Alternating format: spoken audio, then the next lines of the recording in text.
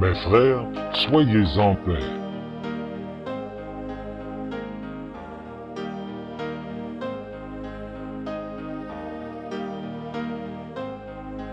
Que la justice qui me relègue dans cet exil te fasse trouver la paix au paradis. Comment, si vous êtes des ombres que Dieu n'admet point là-haut, qui vous a si longuement escorté et guidé?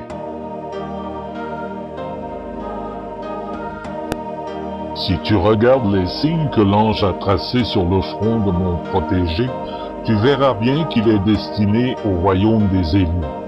Mais parce que son destin ne l'a pas fait mourir encore, il ne pouvait ici venir seul, ne sachant reconnaître la vérité, comme toi et moi dont l'âme ne vit plus avec le corps.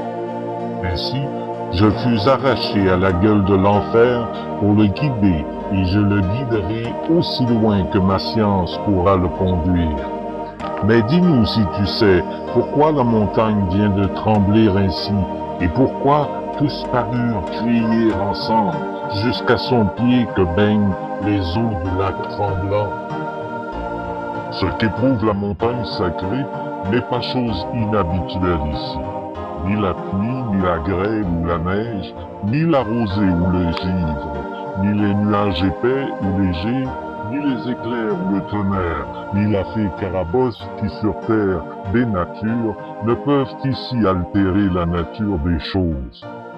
La cause du phénomène se trouve dans le ciel. La montagne tremble quand une âme se sent assez pure pour se lever et monter vers sa cime, et ce cri alors l'accompagne. C'est par sa seule volonté libre, et seulement lorsqu'elle se sent purifiée, que l'âme est entraînée à changer de séjour.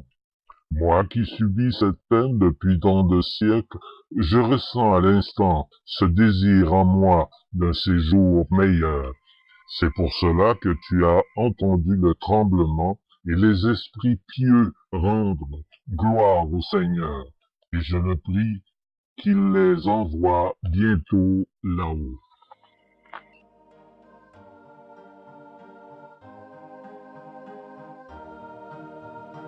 Je vois très bien la signification du tremblement et comment il vous libère de vos liens. Fais-moi savoir maintenant qui tu es et pourquoi es-tu ici depuis tant de siècles? Les hommes encore m'appellent Dante sur la terre. Je chantais la divine comédie et puis aussi le grand Virgile.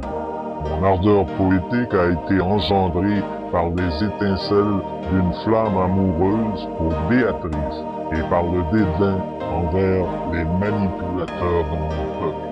Je parle de l'Énéide qui fut en poésie ma mère nourricière. Sans elle, je n'aurais rien fait qui pesât un écrit.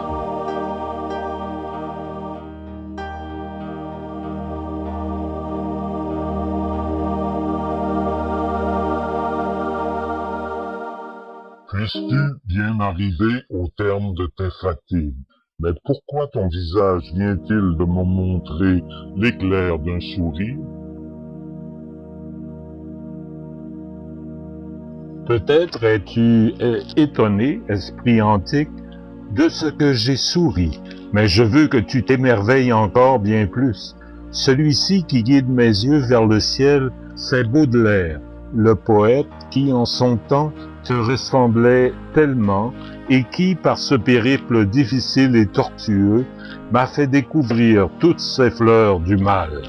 Moi, je souris ainsi de gêne, sans doute, à t'avouer que je modèle mes pas dans ces royaumes en jetant un regard identique au tien sur la comédie humaine qui n'était pour toi qu'une divine comédie.